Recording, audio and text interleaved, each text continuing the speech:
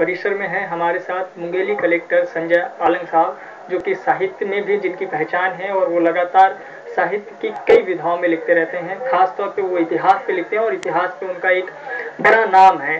छत्तीसगढ़ के इतिहास को लेकर के उन्होंने बहुत काम किया और कविता भी जो है वो लिखते हैं। उनके कई कविता संग्रह भी प्रकाशित हुए। आलंग साहब, सबसे पहले तो मैं आयोजन के संबंध में आपसे जानना चाहूंगा कि साहित्यिक आयोजन को किस रूप में देखा जाना चाहिए। साहित्य का आयोजन निसंदेह संस्कृति का भी आयोजन है और समाज का भी आयोजन है, और समाज और साहित्य को साथ जोड़ने के लिए अगर एक मंच और एक प्लेटफॉर्म अगर उपलब्ध है और कराया गया है तो ये एक स्वागत योग्य कदम है।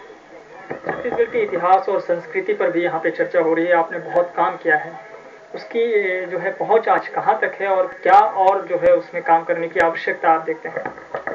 देखिए, काम करने की आवश्यकता जहां तक देखते हैं तो मेरा तो ये मानना है कि मेरे काम के बावजूद या अन्य किसी के भी काम के बावजूद आवश्यकता की कमी कभी भी नहीं होती।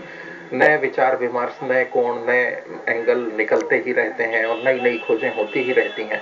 जैसे मेरी ही बुक है छत्तीसगढ़ इतिहास और संस्कृति, उसमें मैंने भी कई नई तथ्यों को समाहित किया है। नई टेक्नोलॉजी आ गई है, अब चीज़ों को निकालना आसान थोड़ा होते जा रहा है, आगे भी होगा।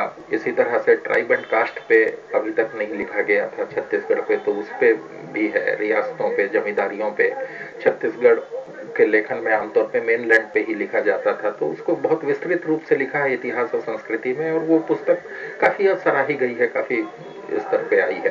तो आलंग साहब, जिनका ये कहना है कि साहित्य सृजन में कोई भी जो है आ सकता है, जरूरत नहीं है कि वो प्रशासन से हो, लेकिन जिस तरह के आयोजन छत्तीसगढ़ के भीतर में हो रहे हैं प्रशासन की तरफ से, निसंदेह वो काफ़ी महत्वपूर्ण है और इससे काफ़ी कुछ समझने को मिलेगा।